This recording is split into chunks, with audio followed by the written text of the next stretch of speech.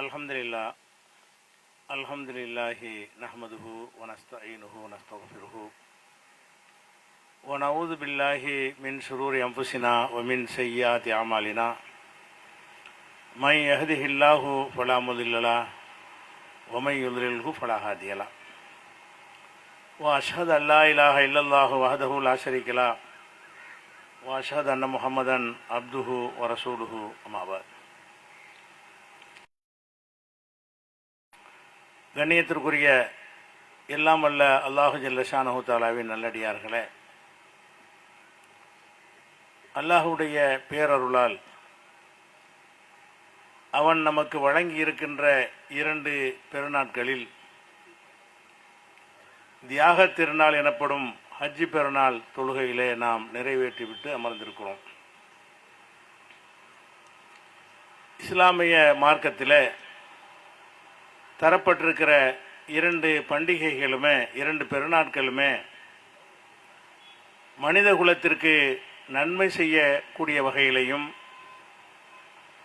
நம்முடைய கொண்டாட்டத்திற்காக மற்றவர்களை தொந்தரவு செய்யாத வகையில் அந்த கொண்டாட்டங்கள் இருக்க வேண்டும் என்ற வகையிலும் 2 பெருநாட்களையும் அல்லாஹ் தந்திருக்கிறான்.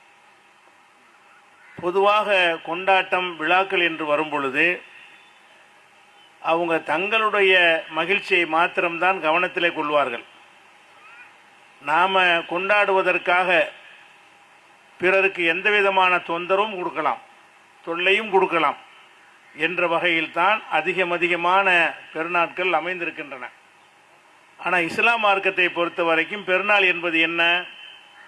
அதிகாலையில் அல்லாஹுவை பெருமைப்படுத்தி தொழுவது, பிறகு நம்முடைய புத்தாடை உடுத்தி வகை வகையான உணவுகளை உண்டு நம்ம அளவில் சந்தோஷமாக இருப்பது. இப்படித்தான் இஸ்லாமிய பெருநாட்கள் இருக்கிறது. நம்முடைய பண்டிகைகளின் போது வான வேடிக்கைகளுக்கு அனுமதி கிடையாது. ஏனென்று கேட்டால் அது மற்றவங்களை பாதிக்கும். நம்முடைய பெருநாட்கள் பண்டிகைகளின் போது பிறருக்கு கேடு செய்யக்கூடிய எந்த ஒரு காரியத்தையும் நம்ம செய்யக்கூடாது. இப்படி ஒரு அழகான பெருநாட்களை எல்லாம் தந்திருக்கிறான். இந்த பெருநாளில் குறிப்பாக இந்த ஹஜ்ஜி பெருநாளை பொறுத்த வரைக்கும் இதில் நம்ம பிராணிகளை அறுத்து நம்ம பலியிடுகிறோம். இந்த பிராணிகளை அறுத்து பலியிடுகிற இந்த ஒரு செயல் பிறருடைய பார்வையில் தவறாக பார்க்கப்படுகிறது, வெறுக்கத்தக்க ஒரு செயலாக பார்க்கப்படுகிறது. எந்த அளவுக்கு என்று சொன்னால், நேற்றைய தினம் இந்த இறைச்சி வைத்திருந்தார்கள் என்ற காரணத்திற்காக வேண்டி, மாட்டிறைச்சி வைத்திருந்தார்கள் என்ற காரணத்திற்காக வேண்டி மத்திய பிரதேசத்தில் 13 முஸ்லீம் வீடுகள் இடிக்கப்பட்டிருக்கிறது. எப்படி நீ இறைச்சி வைக்கலாம் என்று சொல்லி 13 வீடுகளை என்ன செஞ்சிருக்காங்க, புல்டோசரை கொண்டு அரசாங்கம் இடித்திருக்கிறார்கள். தெலுங்கானாவில் இது போன்ற இறைச்சி கடையில் போய் தகராறு பண்ணி பெரிய வகுப்பு கலவரமாகவே நெஞ்சிருக்கு 3 இருக்கிற காட்சியை பார்க்குறோம். அப்போ இந்த இறைச்சி மாமிசம் அந்த ஒரு உணவை வைத்து கொண்டு ஒரு வெறுப்பு அரசியல் செய்கிறார்கள். ஏதோ ஒரு கெட்ட செயல் செய்வது போல, ஆடு மாடுகளை அறுத்து பலியிடுவது ஒரு கெட்ட செயல் செய்வது போல என்ன செய்கிறாங்க, சித்தரிக்கிறார்கள். ஆனால் உண்மையில் இந்த ஆடு மாடுகளை பலியிடுவதில் தான் நாட்டுடைய முன்னேற்றமே அடங்கியிருக்கிறது. பலருடைய வாழ்வாதாரமே அதில் தான் அடங்கியிருக்கிறது. இப்போ நம்ம மனிதர்களுக்கு தேவையான பால் வேண்டுமென்றால் மாடு இருக்க வேண்டும். நம்ம ஏர் உழுவதாக இருந்தால் அதற்கு மாடு நமக்கு தேவை இருக்கிறது. வண்டியை பூட்டி சுமை சுமப்பதற்காக வேண்டி அதுக்கும் மாடுகள் தேவைப்படுகிறது. அப்போ இந்த மாடுகளெல்லாம் அதிகமாக உற்பத்தியானால் தான் என்ன செய்யும், அந்த பால் நமக்கு கிடைக்கும்.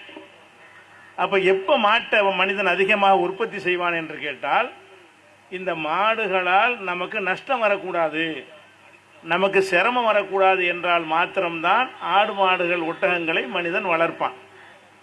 இந்த ஆட்டை அறுக்காத மாட்டை அறுக்காத என்று இவர் புலம்புவார்களேயானால், இந்த ஆடு மாடுகளை வளர்ப்பவர்கள்லாம் யாருன்னா விவசாயிகள். சாதாரண கிராமத்து விவசாயிகள் தான் என்ன செய்கிறாங்க, ஆடு மாடுகளை வளர்க்கிறார்கள். அந்த ஆடு மாடுகள் ஒரு குறிப்பிட்ட கட்டத்திற்கு மேலே அதை பயன்படுத்த முடியாது. அதிலிருந்து பால் சுரக்கவும் முடியாது, அதிலிருந்து வண்டிலையும் பூட்ட முடியாது என்ற நிலைமையில் வரும் பொழுது அந்த ஆடு மாடுகளுக்கு அவர்கள் சொந்த கையில் இருந்து உணவளிக்க வேண்டும். ஆதாயம் இல்லாமல் உணவளிக்க முடியுமா? பசுவில் வந்து பால் கறந்து சாப்பிட்டால் அதுக்கு வந்து உணவளிக்கிறதுக்கு ஒருத்தனுக்கு தயக்கம் இருக்காது, அவன் அது பாதிக்காது. எந்த ஒரு ஆதாயமும் இல்லாத ஆடு மாடு ஒட்டகங்களுக்கு உணவளித்தான் என்று சொன்னால் அவனால் உணவளிக்க முடியாது, செத்து போயிடும்.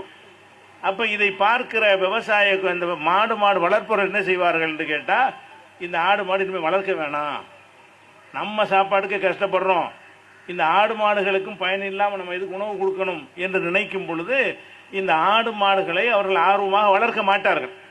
ஒரு மாடு வளர்க்குறான்னா ஒரு குறிப்பிட்ட பருவம் வரைக்கும் பயன்படுத்திக்கிடுவோம், அதுக்கு பிறகு நம்ம இறைச்சிக்கு அனுப்பிடுவோம் அப்படின்னு அதுக்கு ஒரு விலை இருந்தால் அவனை அது பாதிக்காது. நீ விலைக்கு விற்கக்கூடாது, ஆடு மாடு திங்கக்கூடாதுன்னு அறுக்கக்கூடாது தானே, விற்கக்கூடாதுன்னு என்ன செய்யணும், எந்த பயனும் இல்லாமல் உன்னுடைய ஆடு மாடுகளுக்கு நீ வந்து தீனி போடணும், அதை கவனிக்கணும் என்று சுமத்தும் பொழுது இந்த கால்நடைகளை வளர்த்து ஆதாயம் அடைந்து கொண்டிருந்த குடியானவர்கள் விவசாய பெருங்குடி மக்கள் என்ன செய்வாங்கன்னா ஆடு மாடுகளை வளர்க்கவே மாட்டாங்க. இது பெரிய லாஸ், நமக்கு நஷ்டமாகிறது. கடைசியில் என்ன ஆகும்னு கேட்டால் இதன் காரணமாக நாட்டுடைய பொருளாதாரம் பாதிக்கப்படும், பால் தட்டுப்பாடு ஏற்படும். இந்த ஆடு மாடுகளுடைய தோள்களிலிருந்து செய்யப்படக்கூடிய பல தொழில்கள் இருக்கிறது, எல்லா தொழிலும் முடங்கிவிடும். பெல்ட்டில் இருந்து, மணி பர்ஸில் இருந்து, ஹேண்ட்பேக்கில் இருந்து பல விஷயங்கள் ஆடு மாடுடைய தோள்களில் இருந்து செய்யப்படுகிறது. இதெல்லாம் இப்போ ஆடு மாடு தோல் கிடைக்கும், அந்த ஆடு மாடுகளை மனிதன் எடுத்து சாப்பிட்டு அந்த தோலை கழிச்சா தான் அந்த தோலிலிருந்து உள்ள பயன்கள் கிடைக்கும். இப்படி சிந்தித்து பார்ப்பார்களேயானால் இந்த ஆடு மாடுகள் கால்நடைகளை அறுத்து சாப்பிடுவது என்பது அனைத்து மக்களுக்கும் செய்யக்கூடிய ஒரு உதவி, விவசாய பெருமக்களுக்கு செய்யக்கூடிய ஒரு உதவி. கஷ்டப்படுகிற மக்கள் ஆடு மாடு வளர்த்து ஜீவன அம்சத்தை நடத்தி கொண்டிருக்கிறார்களே, வாழ்க்கை ஜீவனத்தை நடத்துகிறாங்களே, அவங்களுக்கு செய்கிற உதவி. அதனால தான் அல்லாஹ் வந்து இது ஒரு கடமையாக்கி இருக்கிறான். ஒரு குறிப்பிட்ட நாளை மாத்திரம் இல்லாமல் மற்ற நாடுகளையும் அறுத்து சாப்பிடுவது எல்லாம் அதுக்கு அனுமதிக்கிறான் என்று கேட்டால் நம்ம உலகத்துக்கு கேடு செய்வதற்காக இல்லை. இந்த மாதிரியான நீங்கள் ஆடு மாடுகளை அறுத்தால்தான், நிறைய செலவாணி ஆனால்தான், அதுக்கு ஒரு விலை இருக்குது என்றால் தான் என்ன செய்வார்கள், அவங்க ஆர்வத்தோடு வளர்ப்பார்கள். வளர்த்தா தான் பால் கிடைக்கும். இவர்கள் இந்த போக்கில் போய்க்கு ஆடு வச்சுக்கிறவனை வெட்டுவேன், மாடு வச்சுக்கிறவனை வெட்டுவேன் என்று போனார்களே. ஆனால் கடைசியில் என்ன ஆகும்னு கேட்டால் ஆடு மாடு வளர்க்க வேணாம், நமக்கு நஷ்டமாகுது, பால் தரக்கூடிய பருவம் வரைக்கும் நம்ம வளர்க்கலாம், அதில் லாபம் இருக்குது, அதுக்கு பிறகு நீ சும்மா வைக்கல போடுங்கிறாங்க. அப்போ